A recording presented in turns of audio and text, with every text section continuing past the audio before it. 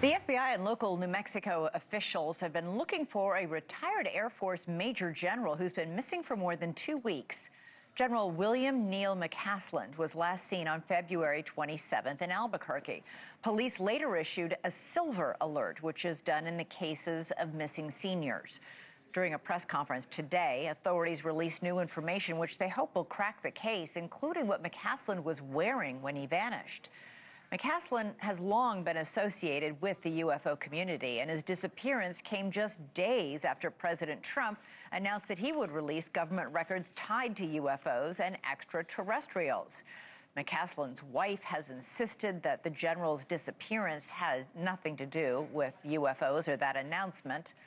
Of course, that doesn't stop many in the UFO community from thinking it's all part of some sort of conspiracy.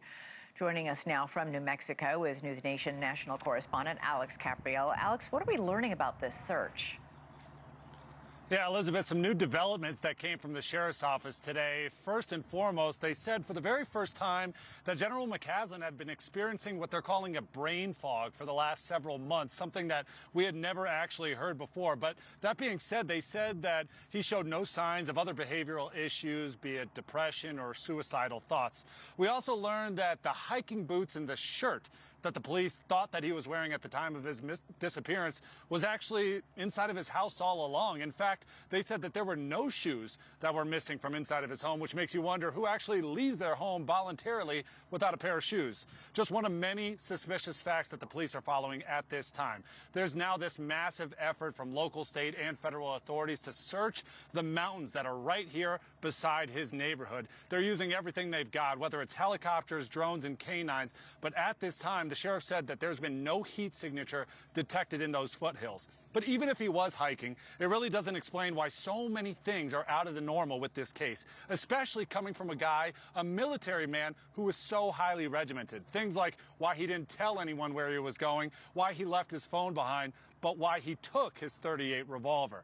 The internet now buzzing with conspiracy theories, especially from those armchair experts who wonder if he was actually taken against his own will. He's an important man who has climbed the ranks of the U.S. military, learning top secrets and sitting in on classified briefings.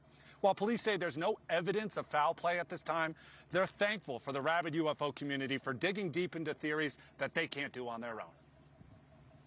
I appreciate that there's a community that wants to go down the rabbit hole of UFOs. I don't have a way with which to pursue that. And so those theories have to be set aside unless we were to find something that indicated that. So we can only go off of fact at this point. And Elizabeth, they're just hoping more tips come in. Alex, he was very high ranking, access to a lot of classified materials, you said, and it's so odd that he took his revolver with him, not his cell phone. Right. All right, Alex, keep on it. Let us know. Thank you.